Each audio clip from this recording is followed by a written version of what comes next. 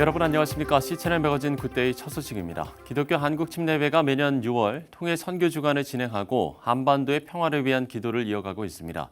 올해 마련된 통일 선교 집회에는 2년 넘게 북한에 억류됐다 풀려난 케네스 배 선교사가 초청됐는데요.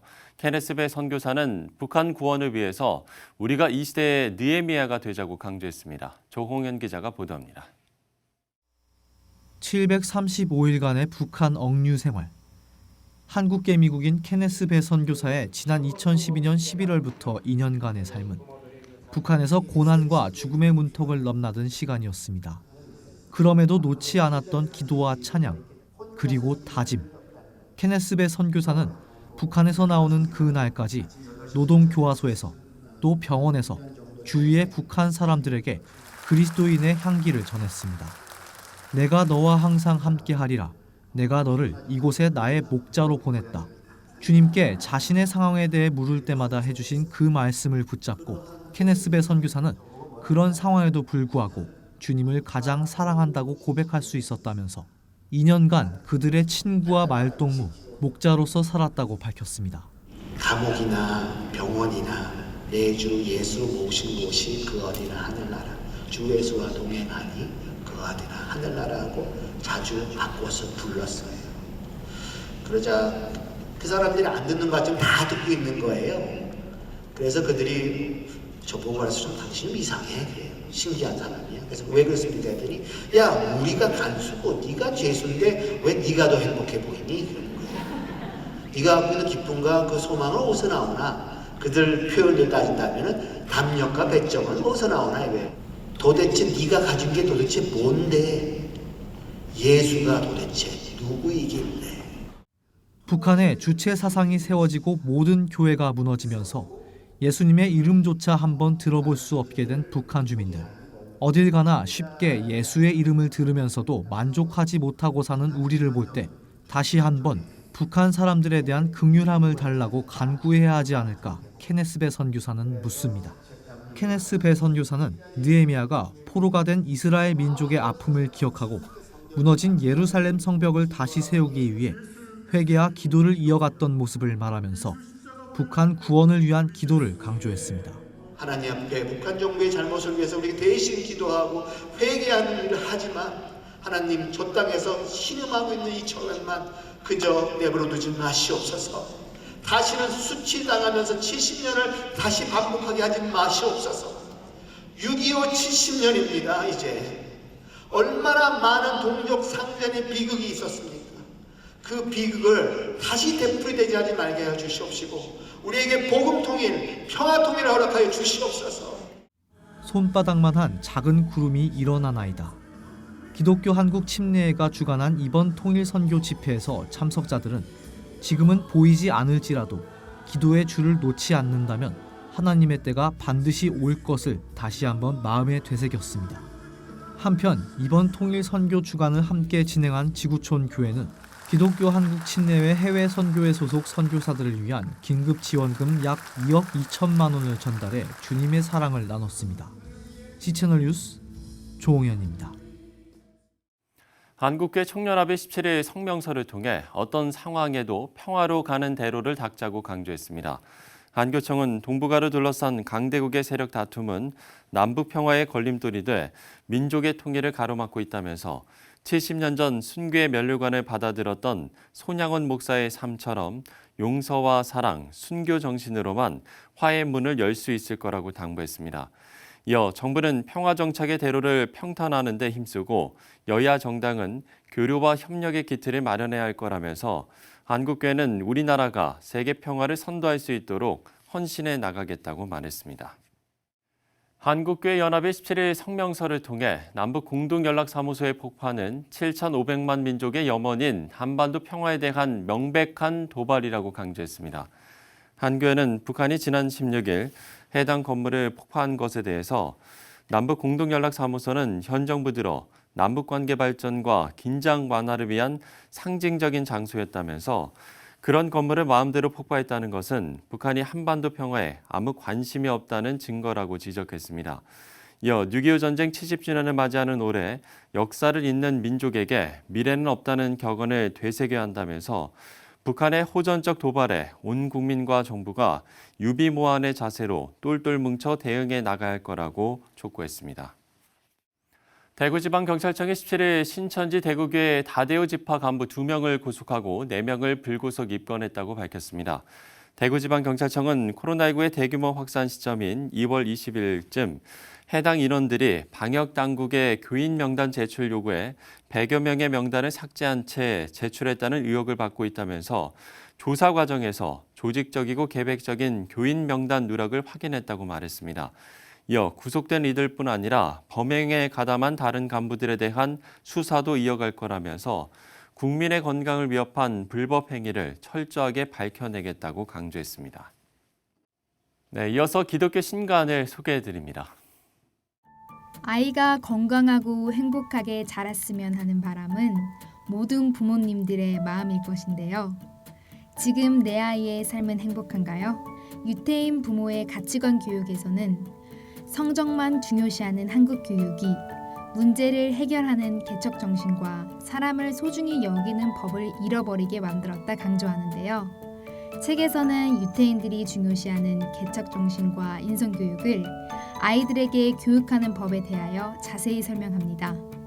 우리 아이들이 자신의 삶을 사랑하고 이웃에게 사랑을 나누는 아이로 자라나길 희망합니다. 사람들의 삶과 라이프 스타일을 바꾼 코로나19. 코로나19가 끝난 이후 어떻게 살아야 할지 고민이 많아지는데요. 포스트 코로나 한국 교회의 미래에서는 지속되는 사회적 거리두기로 많은 사람들이 온라인 중심으로 돌아가는 삶에 익숙해졌다 강조합니다. 책에서는 현장 예배에 대한 중요성을 느끼게 하는 법, 교회 공동체에 적극적으로 참여하는 법, 지세대 전도를 위한 유튜브 사역 등 마주한 위기 속 두려워하는 것이 아닌 한국 교회가 더 회복되고 성장하는 시간이 되길 희망합니다. 말씀의 능력이 희석되고 무엇이 진실인지 분별하기 어려운 요즘, 말씀이 가지고 있는 능력에 대한 생각이 많아지는데요.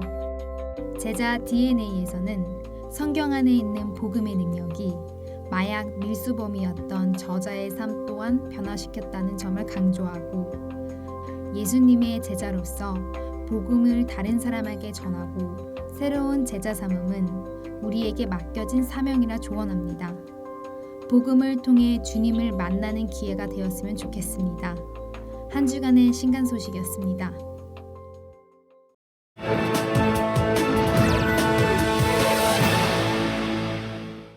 네, 코로나19 상황 속에 중남미 국가들이 큰 어려움을 겪었습니다. 하지만 쿠바만큼은 이탈리아에 의료진들을 파견하는 등 남다른 행보를 보였는데요. 이게 가능했던 이유를 쿠바 김성기 선교사 연결해서 들어보도록 하겠습니다. 자, 선교사님, 쿠바 국민들의 환영 속에 이탈리아에 파견했던 의료진들이 돌아왔다고요? 안녕하세요. 김성기 선교사입니다. 네, 지난 6월 8일 52명의 의료진들이 이탈리아에서 의료 활동을 마치고 귀국했습니다. 이 의료진들은 2달여간 한 5,500여 건의 코로나 관련 전문 의료 서비스와 3,500여 건 이상의 간호 활동을 제공했다고 이탈리아 당국이 전했고요. 도착하는 과정이 쿠바에서 방송으로 중계가 되었고 공항에서 아바나 시내로 이동하는 동선에도 많은 시민들이 나와서 환영을 하기도 했습니다. 쿠바 정부와 시민들은 코로나19 사태로 어려움을 겪고 있는 지구촌을 향하여 의료진들이 보여준 연대와 협력에 감사와 존경을 표하고 쿠바 국격을 높이는 계기가 되었다고 또 평가하고 있습니다. 네, 쿠바가 이렇게 의료 분야에서 주목을 받게 된 이유는 어디에 있다고 보십니까? 예, 쿠바는 먼저 공공의료 서비스 분야에서 세계적으로 앞선 시스템을 자랑하고 있죠. 쿠바 전역에 약 14,000여 개의 외래 진료소를 통해서 개인 및 가족들의 차트를 기록하고 보관하고 있어요. 가정의학 의료진들이 항상 대기하고 상담하고 또 방문 진료 등을 담당하고 있습니다. 이 밖에도 보건소가 한 500여 개 되는데요. 또 150개 정도 종합병원도 보유하고 있고요. 의사들이 13만 명 가까이 됩니다. 인구 대비 약 1,000명당 9명에 가까운데요.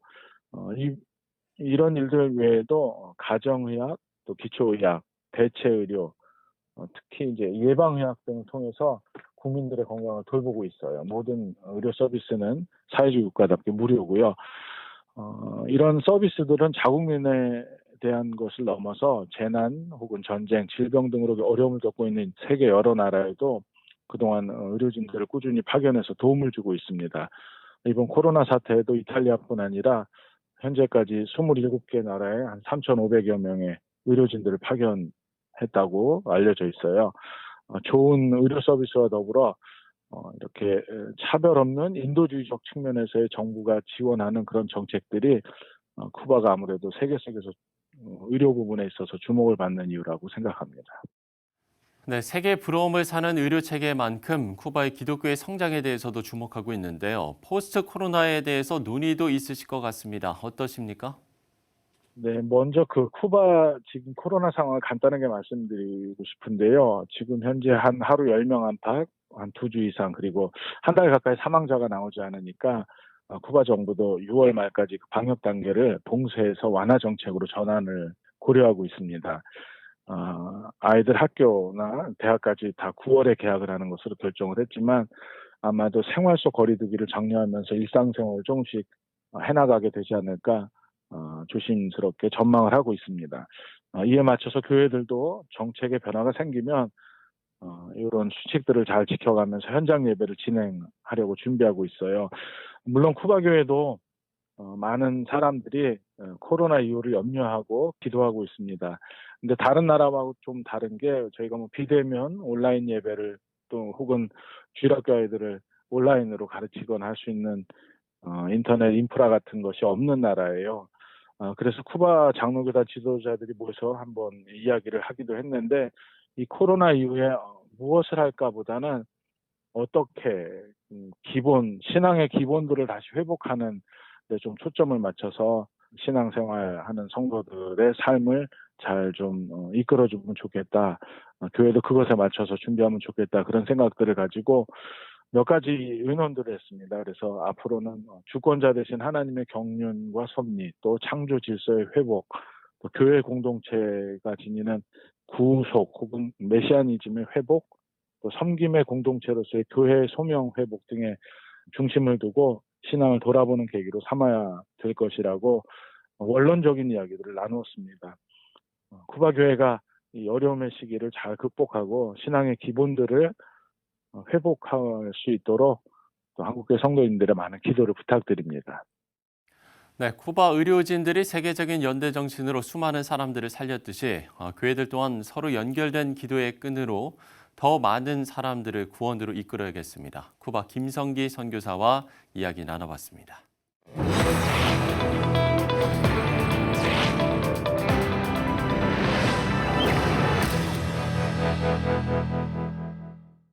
늘 받은 게 많다고 고백하는 사람들이 있습니다. 풍요가 아닌 부요함을 누리는 사람들의 공통점인데요. 받은 게 너무 많아서 그걸 노래할 수밖에 없다는 찬양 사역자 윤성 전도사도 바로 이런 사람입니다. 하나님 아버지의 마음이란 찬양으로 많은 성도들을 위로했던 윤성 전도사가 새 찬양을 발표했습니다. 변현준 기자가 만나봤습니다. 진지한 모습으로 무대를 준비하는 사람들. 분당 한울교회 찬양 콘서트 리허설 현장입니다. 그중 익숙한 모습의 한 사람. 하나님의 이야기를 노래하는 찬양 사역자 윤성 전도사입니다. 최종적으로 이제 음향 이제 체크하는 거예요. 이제 전문가와 함께 이제 전문가까지는 아니라. 이거 들고 있으면 전문가예요. 아닙니다. 하나님 아버지의 마음, 주의 손에 나의 손을 포개고 등 기독교인들에게 많은 사랑을 받는 찬양들을 노래한 유은성 전도사. 신학대학교 졸업 직접 만든 곡이 가요계로 먼저 알려지면서 가수 제안을 받았지만 그는 찬양 사역자의 길을 선택했습니다. 갈 수 있는 형편이 안 돼서 사실은 음악을 포기하고 선교사님 되겠다고 선교학과에 들어갔는데 졸업하기 직전에 만든 한 노래가 가요계로 알려졌어요. 이제 가요계에 이제 유명하신 이제 프로듀서이자 가수인 한 분이 저에게 가수 제안을 하셨고, 내가 만약 음악을 다시 해야 된다면 찬양하겠다 하고 가요의 그 좋은 조건들 다 포기하고 이 길 걷기 시작한 게 벌써 20년 됐어요. 20년째 활동하며 찬양을 통해 수많은 사람들의 마음을 위로한 유은성 전도사에게도 시련은 있었습니다. 자신감을 가지고 앨범을 냈지만 그 뒤로 이어진 7년 동안의 무명 생활. 오랜 기간이었지만 그 시간을 인내로 버텨낸 그는 이집은반 하나님 아버지의 마음을 발매하며 큰 사랑을 받게 됩니다. 유은성 전도사는 길었던 절망의 시간들을 기도의 재단을 쌓으며 이겨냈다고 고백합니다. 그 가요에서 좋은 조건들 다 포기하고 찬양 음반 딱 출시해서 저는 잘 될 줄 알았어요, 되게. 음반 출시하고 한 7년을 무명 생활을 걸었어요. 그때 포기하지 않았어요. 이런 그 시련의 시간 동안 기도의 단을 쌓으면 이게 그 시련의 끝에 도달했을 때 그 기도의 단이 얼마나 높을까라는 생각을 했었어요. 그래서 낮에 2시간, 밤에 2시간 해서 기도하기 시작했는데 열심히 뛰어다니고 또 기도하고 그걸 하나님께서 좀 긍휼히 여기신 것 같아요. 그래서 제 2집 음반이 하나님 아버지 마음이라는 찬양인데 그 음반이 뭐 사랑받으면서 본격적으로 사역을 하게 됐죠. 네. 최근 코로나19로 고통받고 있는 지구촌을 위로하기 위해 코로나19 극복 응원송을 발매한 유은성 전도사. 어려운 시간을 헤쳐나온 그는 아름다운 찬양을 통해 한국교회 성도들에게 천국 소망의 비전을 전해오고 있습니다. 그리고 그 사역 가운데에 체험한 수많은 기적들. 유은성 전도사는 녹슬어 없어지는 것이 아닌 닳아서 없어질 때까지 주님의 도구로 사용되고 싶다고 고백합니다.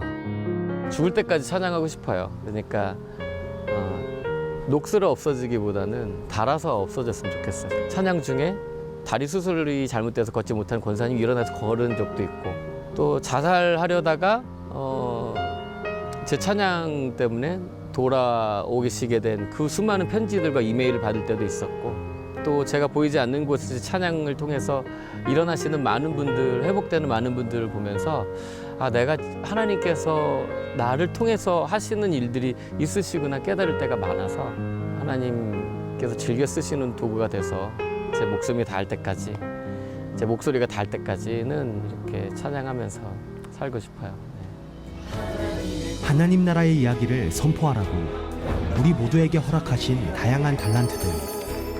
음악이라는 달란트를 통해 그리스도의 향기를 전하고 있는 유은성 전도사의 삶은 어두움이 가득한 세상 속 희망의 빛을 비추고 있습니다. 현장 리포트 워크앤토크 배ben준입니다.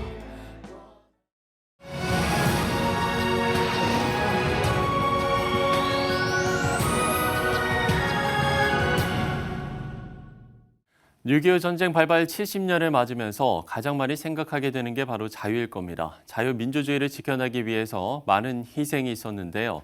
전쟁으로 인해서 남은 분단이라는 아픔은 우리가 해결해야 할 가장 큰 과제이기도 합니다.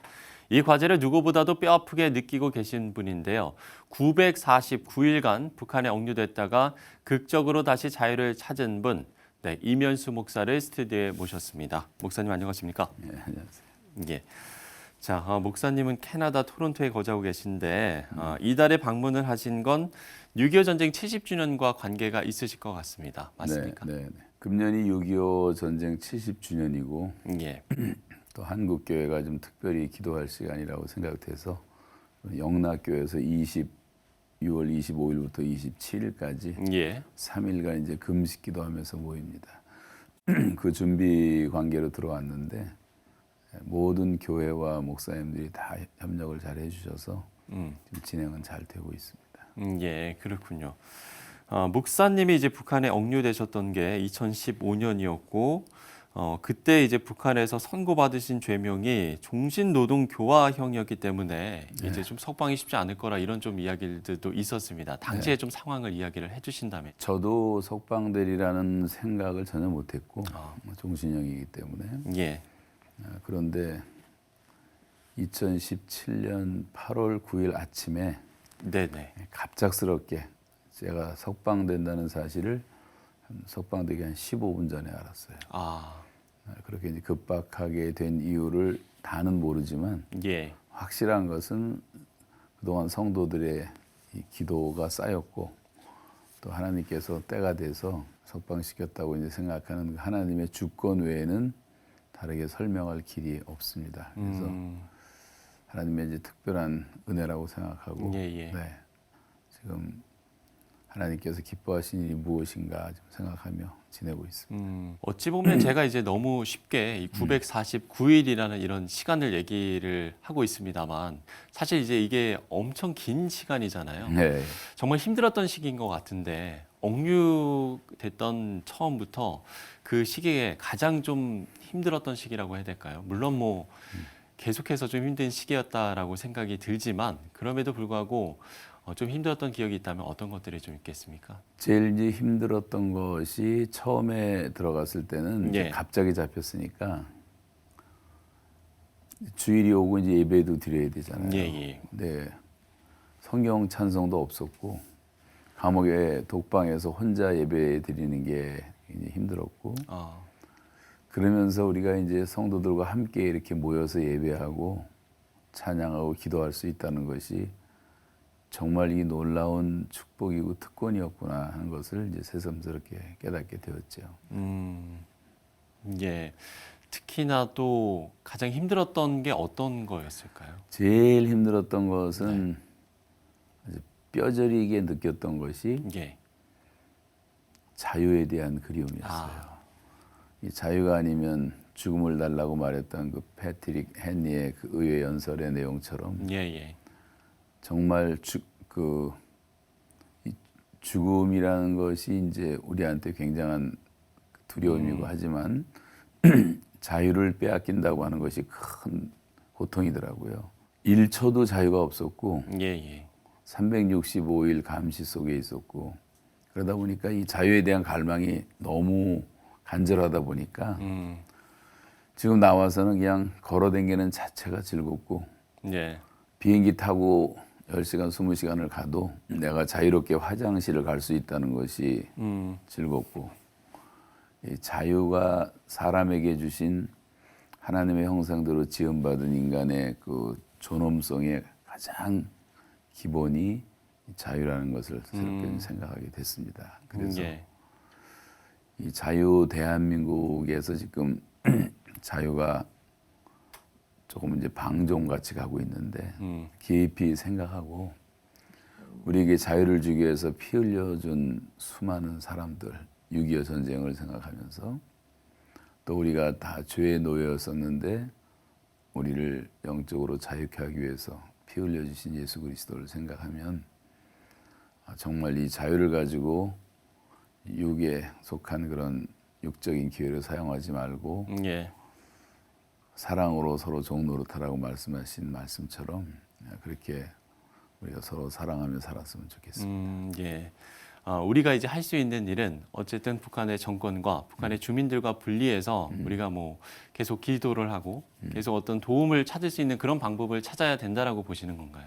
제일 먼저는 이제 교회가 기도 운동을 통해서 영적으로 이 악한 세력들을 좀 결박을 시켜버리고 그 악이 활동하지 못하도록 이게 영적 싸움이니까 그 대신에 너희가 갇혔은즉 너희가 육체를 가졌은즉 갇힌 자를 생각하라는 말씀도 있지만 지금도 뭐 정치범 수용소에서 고통하는 사람들이 수없이 많고 이런 분들을 생각하고 또 육체의 고난 받는 분들이 너무 많기 때문에 예수님의 가르침과 성경의 율법의 사상은 항상 우리의 소유권보다 생존권이 우선이었어요.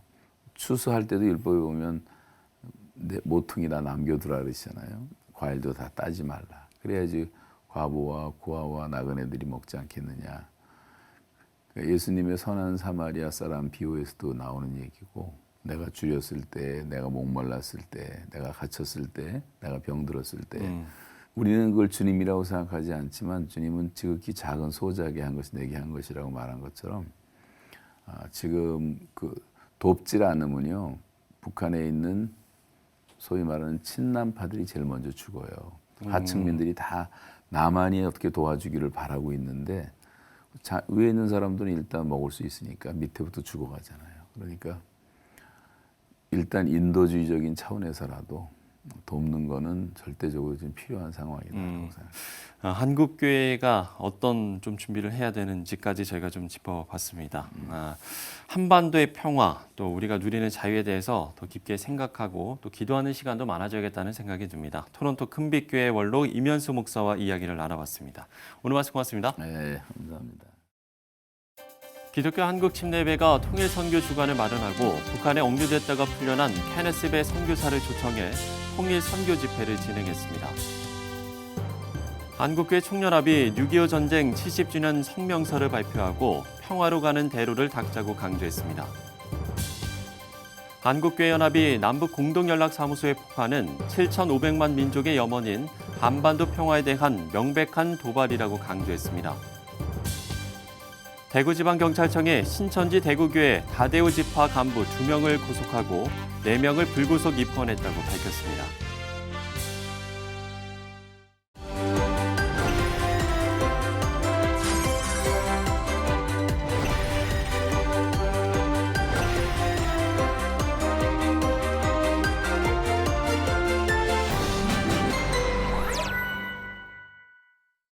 네, 위기 앞에 놓였을 때 무엇을 선택하느냐가 그 사람의 정체성을 보여줍니다. 위기가 찾아올 때 무기를 집어드는 게 아니라 하나님의 궁유를 구하는 민족이 복됩니다.